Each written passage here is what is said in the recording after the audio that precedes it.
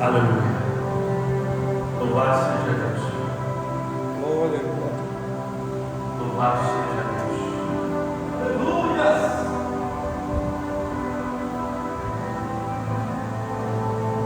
Fiquem de pé.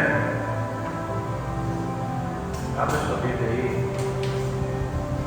O livro de 2 Coríntios.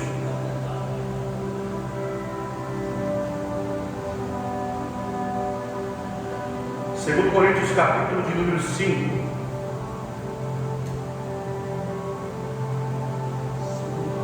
Segundo Coríntios, capítulo 5, versículo de número 7. Segundo Coríntios, capítulo de número 5,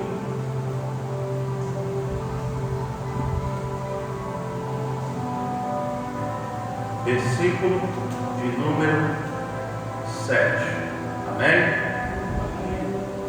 A palavra do Senhor diz assim: porque andamos por fé e não por vista. Amém? Pode se assentar.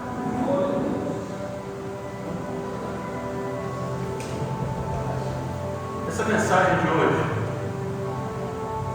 ela tem por título,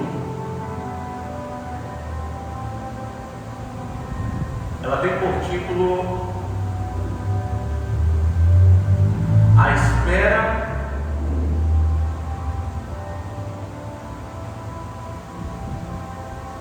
Nós já tem água aqui.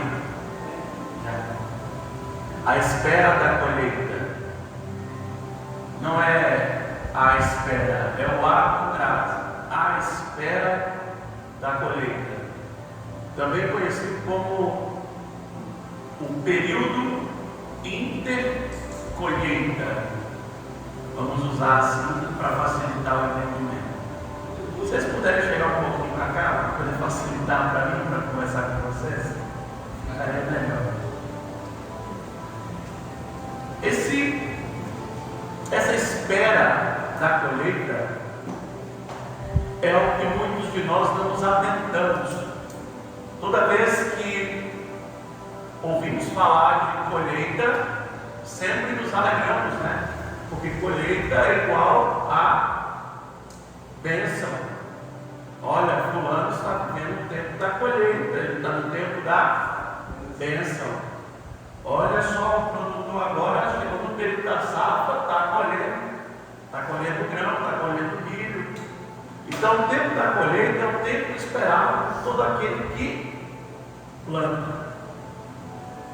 Mas quem não planta nada, vai colher o quê?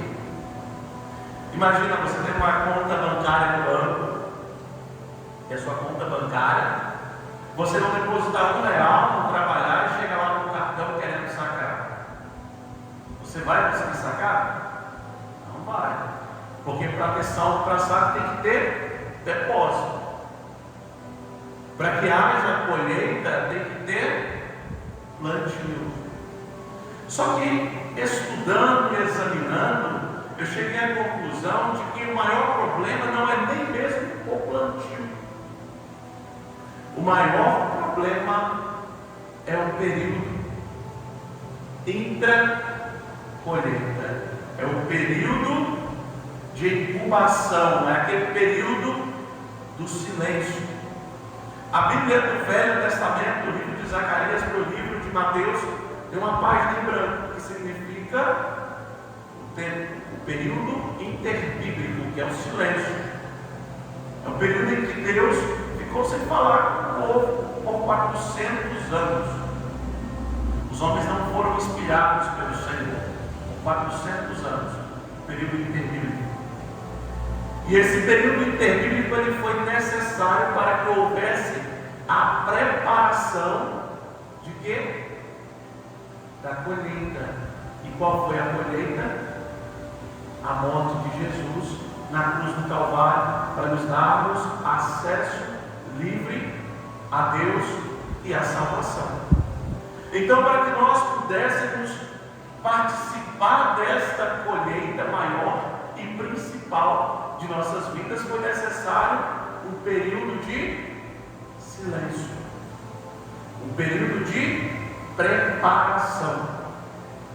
E esse período de silêncio, de preparação, por muito tempo, tem se tornado a queda de muitas pessoas. Não é raro nós ouvirmos falar de pessoas que não suportaram a cruz e abandonaram o Evangelho. Não é raro também nós ouvirmos de pessoas que não suportaram a prova e abandonaram a cruz.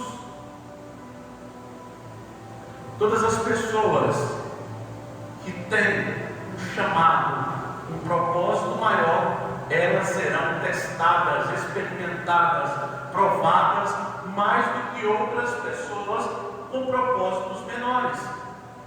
Então todos nós, ou vocês aí, que oram pedindo para que Deus te dê ministério, para que Deus te dê dons, talentos, para que Deus te dê uma bênção terrena, bênçãos financeiras, para que você seja uma pessoa próspera, para que tenha sua própria empresa. Saibam que junto disso vem preparação, prova, tribulação, sofrimento, solidão, incerteza, crítica, abandono, traição. Será que você está preparado para lidar com tudo isso? A Bíblia diz que o ser humano, nós não sabemos orar como convém, mas o Espírito Santo ele intercede por nós com gemidos inexprimíveis. O ser humano é meio louco, no momento da loucura, ele fala: por que eu não morro? Mas na verdade ele não está querendo morrer. Ele não quer morrer. O que ele quer é um refrigério. Aí tem que ir lá no Espírito Santo e consertar. O Espírito Santo é como se fosse um diplomata, ele está ali sempre apaziguando. Não, calma, não é bem por aí. E nessa de não saber orar como convém, o que acontece? A gente clama para Deus em uma determinada situação, falando: Deus, eu preciso de uma bênção. Senhor, eu quero um carro, me dá um carro. No primeiro boleto de PVA que vem, o cara já: não estou aguentando. Para que eu fui pedir um carro? Para que eu fui comprar esse carro? Isso, aquilo. Muitos pedem bênçãos onde não tem estrutura para receber. Porque não é apenas receber a bênção, é tudo que a bênção carrega junto com ela. Não é só receber uma bênção. Olha, Deus me abençoa aqui, mas calma. Junto com a bênção vem uma série de responsabilidades. Imagina só, quantos de nós conhecemos irmãos velhos de igreja, que são diáconos ou diaconisas, que estão ali trabalhando na porta, servindo. Não há demérito nenhum nisso, até porque é um chamado de Deus. Só que é um chamado que exige menos. E geralmente esse tipo de pessoa que tem esse chamado são pessoas mais estáveis, pessoas que ficam no emprego por muitos anos, no mesmo emprego, que nunca mudam o endereço dela. Você sabe que daqui 50 anos, se ela não morrer, ela vai estar no mesmo endereço, porque são pessoas que têm uma vida mais tranquila, não passa por muita tribulação nesta parte de financeira, de emprego.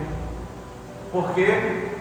Porque a chamada dela, o propósito, a bênção dela requeria uma preparação menor do que outras chamadas ministeriais.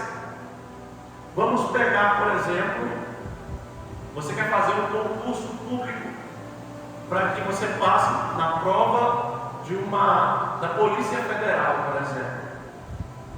A preparação para esta prova é muito maior do que um concurso público da prefeitura para trabalhar de serviços gerais, por exemplo. A exigência é muito maior, a preparação tem que ser muito maior. Para você competir num torneio interclasse da escola, você tem que se preparar muito menos ou quase nada do que um atleta olímpico, por exemplo. Só que o problema é que nós temos visto muitas pessoas com muito talento parados no meio do caminho, e pessoas não nem tanto talento assim, rompendo, progredindo, caminhando, indo em direção ao seu propósito. Por quê? Porque essas pessoas, elas não se limitaram a olhar para o processo, para o quão doloroso é o processo. Essas pessoas, elas estavam e estão a cada momento olhando para quem foi que fez a promessa. Ele está com os olhos fitos naquele que garantiu, que é o garantidor da promessa. Ele está com os olhos fitos naquilo que é maior do que a situação de momento. E é importante que nós entendamos isso, a profundidade disso. A Bíblia diz que muitos são os chamados, mas poucos os escolhidos. Por quê? Porque muitos dos chamados não suportam o processo do período intercolheita. A pessoa é chamada, ela vai lá e ela planta. Ela tem uma visão, um direcionamento e ela planta. Como assim? Você foi chamado por Deus, você vai lá e planta. Aceita Jesus, batiza, começa a frequentar os cultos. Na primeira tribulação que vem, já começa a botar Deus na parede. Ah, mas Jesus, eu aceitei Jesus, eu agora sou servo, eu não posso passar por isso. Como assim? A Bíblia diz que no mundo tereis aflição, mas tenho de bom ânimo, eu venci o mundo. É isso que Jesus disse. Jesus morreu na cruz para nos dar uma vida eterna. Ponto. Jesus não morreu na cruz para nos livrar de provas terrenas. As pessoas têm que parar de confundir as coisas. Nós fomos chamados para um propósito maior. Jesus morreu por nós por um propósito maior do que a sua conta de energia que está atrasada, do que o seu poder que está para vencer e você não sabe como vai pagar, do que o arroz com feijão que você está comendo todos os dias, está reclamando que não come algo diferente. Jesus morreu por um propósito maior do que você ficar aí se lamentando porque tem gente falando mal de você. Toda promessa, ela vai passar pelo teste do processo. Imagina agora que você amanheceu e você se tornou um agricultor. Você ganhou ali alguns hectares de terra com um único objetivo. Olha, essa terra vai ser sua, mas para que você tome posse dela, você precisa plantar. Você chega até a terra e olha a situação que ela está. Cheio de mato, erva daninha, o solo todo arrebentado. O que você faz? Limpa, capina tudo, tira todas as ervas daninhas, todos os matos, prepara o solo, controla a acidez, joga calcário, aduba, para que depois faça o quê? O plantio. E aí você vai lá e planta a semente na terra. No momento em que você planta a semente na terra, existe agora um período intersafra, intercolheita. É o período que vai ficar entre o plantio e a colheita. Neste período é o período de prova, de silêncio. É um período de incertezas. É um período principalmente de fé. O agricultor, quando faz isso, ele tem uma fé natural, porque ele sabe que plantando aqui, não ocorrendo nenhuma catástrofe, eu controlando aqui, acompanhando para que as pragas não consumam, eu vou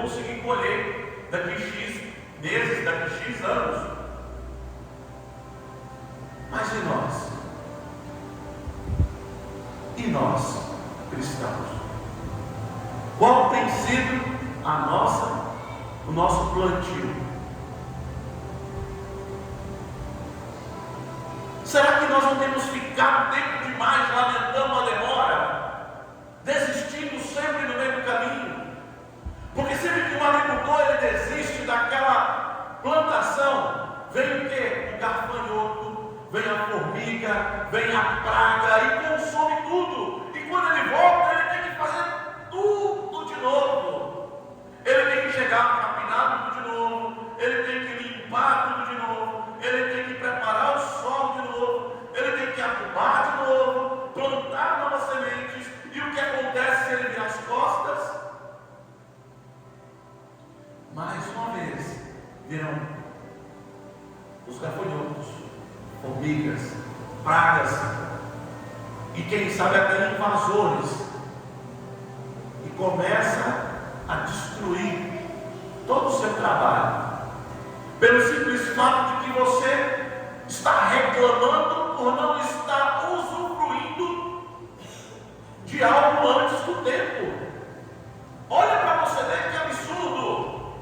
Deus ali nos dá uma visão: você vai fazer isso, porque no futuro vai acontecer isso. Só que eu estou no momento do plantio, terminei de plantar, e agora é o momento do silêncio. Agora é o momento da intercolheita. É o momento entre o plantio e a bonança.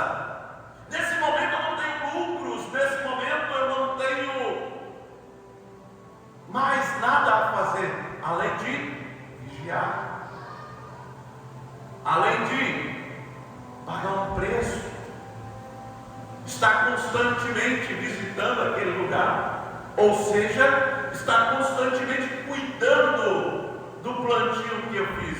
Imagina, Deus nos deu a visão de abrir esta igreja. Abrimos a igreja, plantamos, preparamos tudo, reformamos um ponto, compramos cadeiras, instrumentos, som, montamos tudo. A semente está debaixo da terra. Mas porque eu ainda não vejo as cadeiras cheias de pessoas, e aí eu começo a desanimar. Eu começo a falar: Deus, mas o Senhor mandou eu abrir. Senhor, calma aí, bênção de Deus. Tudo aquilo que Deus nos manda fazer, Deus não tem bênção de pipoca, de micro-ondas, tampouco de miojo, de macarrão instantâneo. Não, as coisas que o Senhor tem para nós são perfeitas. E sendo perfeitas, o seu tempo é perfeito. Cabe a nós fazermos exatamente aquilo que o Senhor nos mandou fazer.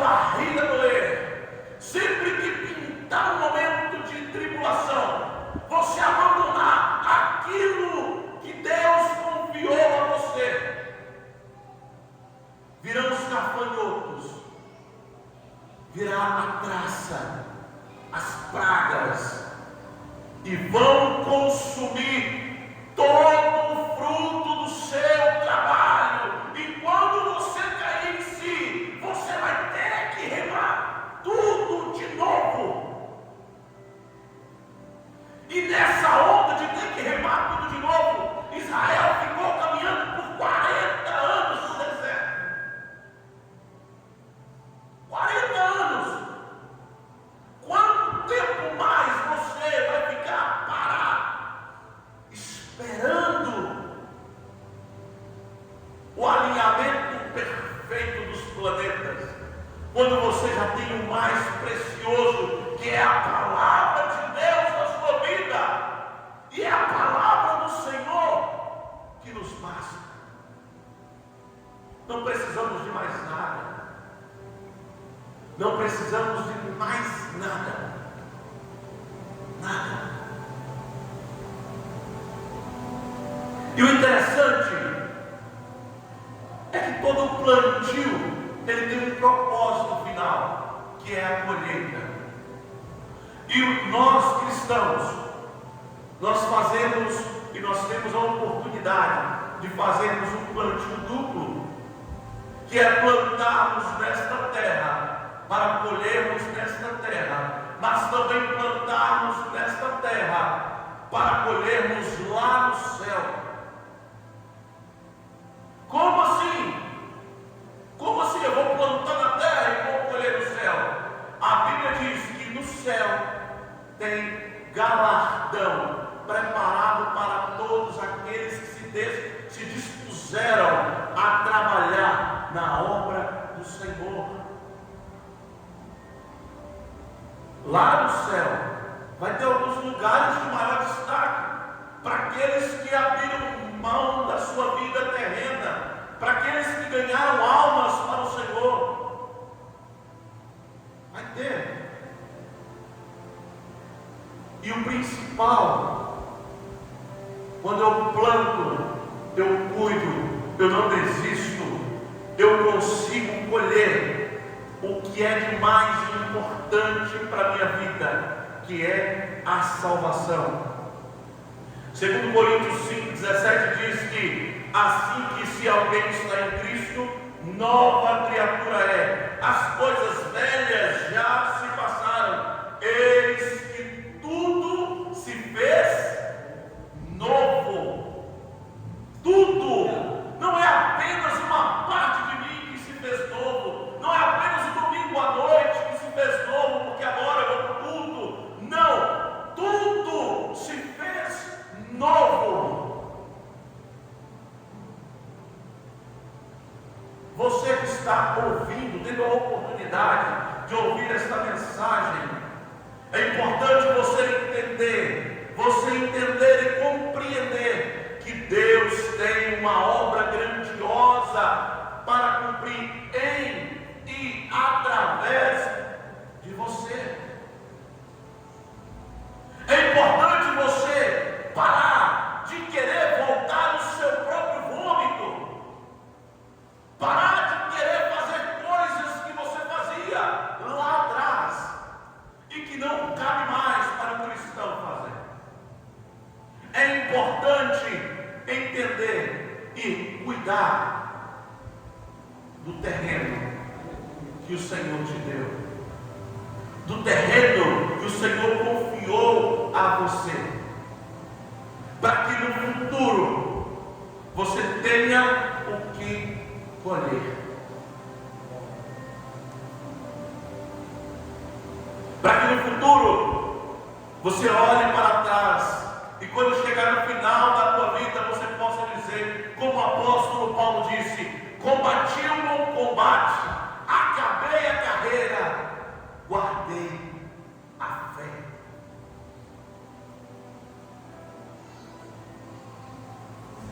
E eu faço uma pergunta para você nesta noite.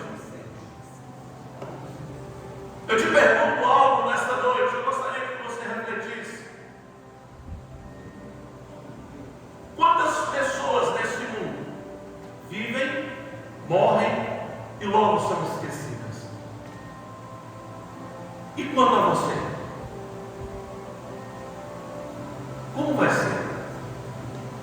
depois que você morrer? Primeiro, a sua salvação. Segundo, o seu legado.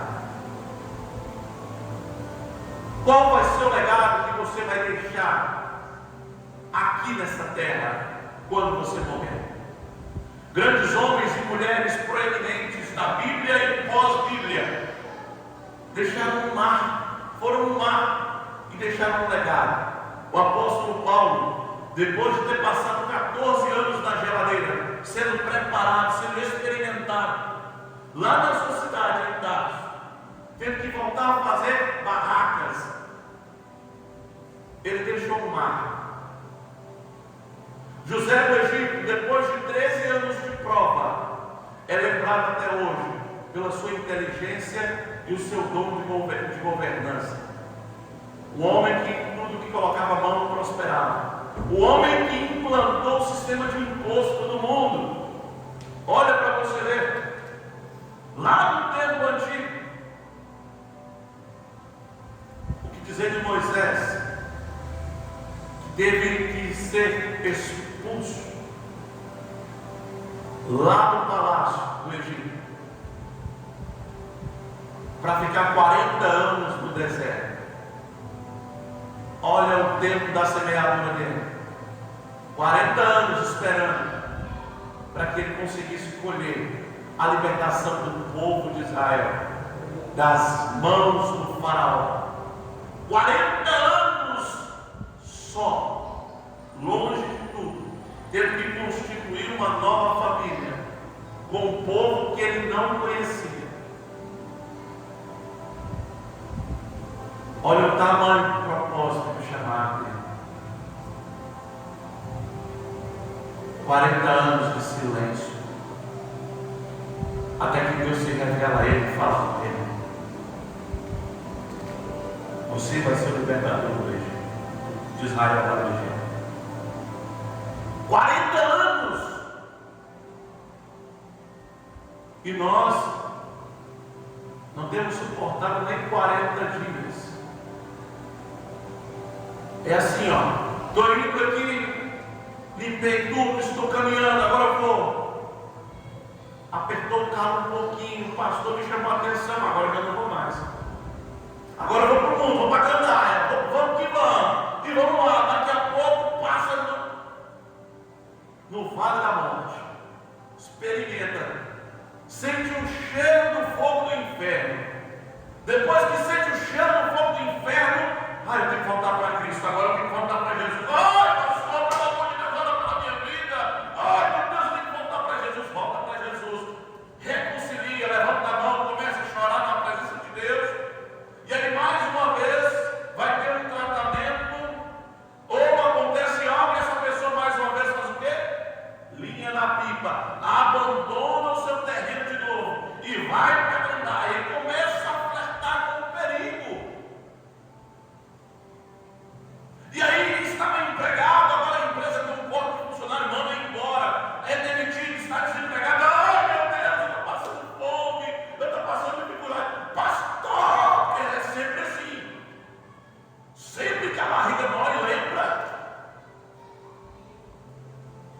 Tem um ali que vai me acolher. Amém. A igreja está de portas abertas. Mas vai ter um momento. Vai ter um momento que você não vai ter mais essa segunda chance. Vai ter um momento que a sua vida vai ser como um sopro. Do nada você. E aí? Como que vai ser? Sofrimento eterno. Arder no fogo do inferno, queimar junto com Satanás e os seus demônios no lago de fogo e enxofre, com sofrimento eterno. Mais nada. Mas eu não tinha forças. Você acha que Deus é um O ser humano acha que Deus é um Deus de engano, acha que Deus é bobo. Se Deus te deu uma tarefa, é porque Ele sabe que você é capaz de executá-la. Porque a Bíblia diz que o Senhor não nos dá um fardo maior do que possamos suportar. Se Deus te deu uma tarefa, é porque você é capaz de executá-la, ainda que essa tarefa seja maior do que você, ela jamais será maior do que aquele que te deu a tarefa para ser feita. Para de querer comprar resultados. Não! Sabe quem compra resultado é a plateia, é a massa. A massa quem compra resultados. Olha, vai ter ali uma palavra, uma pregação do fulano de tal, muito famoso. A massa vai toda em cima, porque ela está comprando o quê? O resultado daquela pessoa. Mas pessoas experimentadas, servos e servas do Deus vivo, eles não são a massa, eles são aquele que atraem a massa. Onde você quer estar nessa caminhada? Você quer fazer parte da massa? Ou você quer ser aquele que atrai a massa? Você quer fazer parte das estatísticas daqueles que foram chamados? Você quer fazer parte dos muitos ou dos poucos? Eu quero te dizer nessa noite que se você tem guiado a sua vida, você tem vivido a sua vida olhando para esta terra, se guiando por vistas, você está caminhando a passos largos para ir para o inferno. Nós cristãos, nós não nos guiamos por vistas, mas nós nos guiamos pela... E a fé em quem? Em Cristo Jesus. É nisso que nós nos pautamos. É nisso que nós pautamos a nossa fé e a nossa vida. Não por vistas, não por olhos humanos. Está duro, está doendo, está difícil. Persevere, porque Jesus, Ele já nos garantiu a vitória. Amém? Aplauda o Senhor em nome de Jesus.